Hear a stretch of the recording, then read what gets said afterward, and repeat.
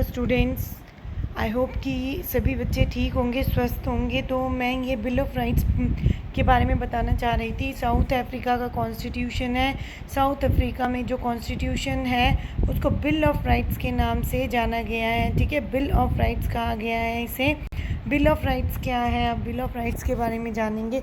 South African constitution was inaugurated इन 1996। अब south African constitution को कब बनाया गया था? 1996 में बनाया गया था। ये क्यों बना था, मतलब किन परिस्थितियों में बना था? जैसे कि सिविल वॉर की कंडीशन थी साउथ अफ्रीका में, मतलब कि इनके साउथ अफ्रीका में जो कंडीशन थी बहुत ही क्रूशियल कंडीशन थी। वहाँ पे जो वाइट पर्सन थे और जो ब्लैक पर्सन थे उनके बीच में एक सिविल वॉर होता रहता था। ठीक है, इसके कारण वहाँ पे जो कॉन्स्टिट्यूशन था वो बनाया गया।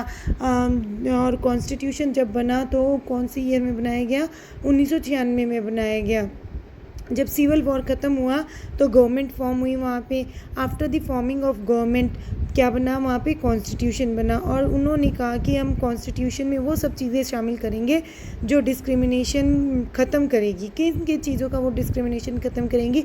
इन्होंने, साउथ अफ्रीकन गवर्नमेंट ने उसके लिए एक बहुत बड़ा अधिकारों का घोषणा पत्र तैयार किया जिसे बिल ऑफ राइट्स कहा गया। ठीक है, ये हर एक डेमोक्रेटिक कंट्री में बिल ऑफ राइट्स होता है। अब साउथ अफ्रीका ने उसमें क्या क्या चीज़ें डाली हैं? साउथ अफ्रीका ने इसमें बहुत सारी ऐसी चीज़ें डाली हैं, वास्ट में डिस्क्राइब किया है। तो इनको देखते हैं उन्होंने क्या क्या चीज़ें डाली हैं अपनी कॉन्स्टिट्यूशन में जो कि डिस्क्रिमिनेशन को ख़त्म करती है। देखो उन्होंने क्या डाला है। It forbids discrimination on the grounds of race के बेसिस पे, gender, pregnancy, marital status, ethnic और social origin, colour, age, disability, religion, conscience, belief, culture, language and birth. उन्होंने बहुत सारी चीज़ों को शामिल किया है अपने बिल ऑफ राइट्स में। ठीक है, जो कि डिस्क्रिमिनेशन को ख़त्म करेंगे। इस तरह से उन्होंने काफ़ी चीज़ें शामिल की है। और नीचे देखिए यहाँ पे उन्होंने कुछ अपने राइट्स भी मेंशन किए हैं जो उनके बिल ऑफ राइट्स के मेन चीज़ें हैं। जैसे हमारे फंडामेंटल राइट्स है, 6 फंडामेंटल राइट्स है। उन्होंने यहाँ पे अपने बिल ऑफ राइट्स को, जो कॉन्स्टिट्यूशन में उन्होंने राइट्स शामिल किए हैं साउथ अफ्रीका के कॉन्स्टिट्यूशन में, वो यहाँ पे मेंशन किए हैं। तो वो राइट्स कौन कौन से हैं जो साउथ अफ्रीकन कॉन्स्टिट्यूशन में मेंशन है? फर्स्ट है right to dignity, second is right to privacy, third is right to fair labor and practice, right to healthy environment and right to protection of environment also. Okay, right to educate, housing, right to health care, food, water and social security, children's right to basic and higher education, right of cultural, religious and linguistic communities, right to information. अब जब south Africa ने अपना constitution बनाया होगा तो उन्होंने सभी देशों का कॉन्स्टिट्यूशन ऑब्ज़र्व किया होगा और अपने देश की परिस्थिति, सिचुएशन को भी ऑब्ज़र्व करने के बाद ही उन्होंने ये सब चीज़ों को कॉन्स्टिट्यूशन में शामिल किया। क्योंकि जो साउथ अफ्रीका का कॉन्स्टिट्यूशन जो बना है वो बहुत ही, मतलब आप कह सकते हो रीसेंट है। अभी मतलब ज़्यादा टाइम नहीं हुआ इसे बने हुए। अब इसको हम एक, मतलब इसको रिलेट करते हुए चलेंगे किससे? अपने इंडियन कॉन्स्टिट्यूशन से। आप एक कॉमन अपना व्यू फाउंड करेंगे कि क्या क्या डिफ्रेंशिएट करता है हमारा Indian constitution south African constitution के बिल ऑफ राइट्स से, क्या क्या मतलब कि डिफरेंट चीज़ें हैं और क्या क्या सिमिलैरिटीज़ हैं, इसको आप ऑब्ज़र्व करेंगे। Now come in to this paragraph. इसमें क्या लिखा हुआ है? फंडामेंटल राइट्स जो हैं बहुत ही क्या है, इम्पॉर्टेंट है हमारे लिए। और fundamental rights are different from the rights available to us. मतलब फंडामेंटल राइट्स जो दूसरे राइट्स हमारे पास हैं उनसे डिफरेंट हैं। कैसे हैं? जो राइट्स हमारे पास अवेलेबल हैं उनसे अलग हैं। कैसे हैं? ऑर्डिनरी राइट्स जो होती हैं, ठीक है, legal rights are protected and enforced by the ordinary law. जो लीगल राइट्स होती हैं, लीगल राइट्स क्या है? जैसे चुनाव देने का अधिकार। क्या है? चुनाव देने का अधिकार हमारा लीगल राइट है और ये प्रोटेक्ट किया जा सकता है ऑर्डिनरी लॉ के थ्रू।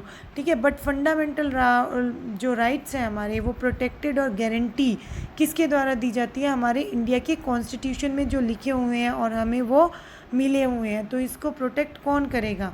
इंडिया का जो जुडिशरी सिस्टम है वो उसको प्रोटेक्ट करेगा। और इसमें कोई भी अमेंडमेंट किया जाएगा तो किसके द्वारा किया जाएगा? जो इंडिया की जुडिशरी सिस्टम है, ठीक है, वो तो इसको प्रोटेक्ट करेगी। और जो इसमें अमेंडमेंट है तो वो कॉन्स्टिट्यूशन के जो हमारे आर्टिकल्स है 12 से लेके 35 उसमें अमेंडमेंट करना पड़ेगा, तभी पर्टिकुलर चीज़ में अमेंडमेंट करना पड़ेगा। जैसे स्वतंत्रता के जो राइट टू इक्वालिटी है, राइट टू लिबर्टी है, उसके किसी पर्टिकुलर आर्टिकल में अमेंडमेंट करके ही हम उस चीज़ में बदलाव कर सकते हैं। ठीक है, अमेंडमेंट करना पड़ेगा तब बदलाव होगा, जैसे पार्लियामेंट में। बट जो हमारे लीगल राइट्स है उसमें ऑर्डिनरी लॉ के थ्रू भी हम अमेंडमेंट कर सकते हैं। तो ये डिफरेंट है, डिफरेंशिएशन है दोनों के बीच में। तो आपको यहाँ पे क्वेश्चन भी अराइज होता है कि फंडामेंटल राइट और ऑर्डिनरी राइट्स के बीच में क्या डिफरेंस है और इनको कैसे अमेंडमेंट किया जाता है, कैसे प्रोटेक्ट किया जाता है। ठीक है, ये क्वेश्चंस आ सकता है। Now move to the next page. अब इसमें क्या लिखा है, अगर एग्जीक्यूटिव या लेजिस्लेटिव जो होती है, अगर उसका कोई भी एक्शन ये डिक्लेयर करता है इलीगल होता है, मतलब किसके विरुद्ध ह्यूमन राइट्स को वायलेट करता है, तो जुडिशरी क्या कर सकती है, उनके खिलाफ एक्शन ले सकती है कि उन्होंने फंडामेंटल राइट्स को वायलेट किया है, तो वो जुडिशरी उसके खिलाफ क्या ले सकती है, action. However fundamental rights are not absolute and unlimited rights. अब क्या है, फंडामेंटल जो राइट्स है वो एब्सोल्यूट या अनलिमिटेड नहीं है, मतलब कि जो फंडामेंटल राइट्स है उनकी भी क्या है, लिमिटेशंस है। जैसे एक का राइट दूसरे के राइट को वायलेट नहीं कर सकता। We can not misbehave with other persons if we have liberty to speak, है ना, हमें स्पीच की स्वतंत्रता है, हम कहीं पे भी एकत्रित होकर कैसा भी किसी को बोल सकते हैं, बट हम मिसबिहेव या यूज़ नहीं कर सकते वर्ड्स का। ठीक है, मिसयूज़ ऑफ वर्ड नहीं कर सकते। ये क्या होगा, किसी और के राइट्स का वायलेशन होगा। तो क्या है, fundamental rights absolute and unlimited नहीं है। ठीक है, राइट्स आर नॉट एब्सोल्यूट और unlimited rights. Government can put reasonable restrictions on the exercise of our fundamental rights. अगर गवर्नमेंट को ये लगता है कि हम भी कुछ गैर कानूनी काम कर रहे हैं जो जुडिशरी के या लेजिस्लेचर को या गवर्नमेंट के किसी भी ऑर्गेनाइजेशन को क्या पहुंचा रही है, हानि पहुंचा रही है, नुकसान पहुंचा रही है, तो वो इसके विरुद्ध कार्रवाई कर सकती है। आई होप कि आपको आज का ये समझ में आया होगा। नीचे चेक योर प्रोग्रेस है, इसमें लिखा है कि आपके जो फंडामेंटल राइट्स हैं इंडियन कॉन्स्टिट्यूशन में जो लिखे हैं, ठीक है, बिल ऑफ राइट्स को, अपने बिल ऑफ राइट्स को south African bill of rights से क्या करो, कंपेयर करो और एक लिस्ट बनाओ सिमिलैरिटीज़ की और डिससिमिलैरिटीज़ की। ठीक है, तो आपका ये वीडियो लेक्चर यहीं तक था।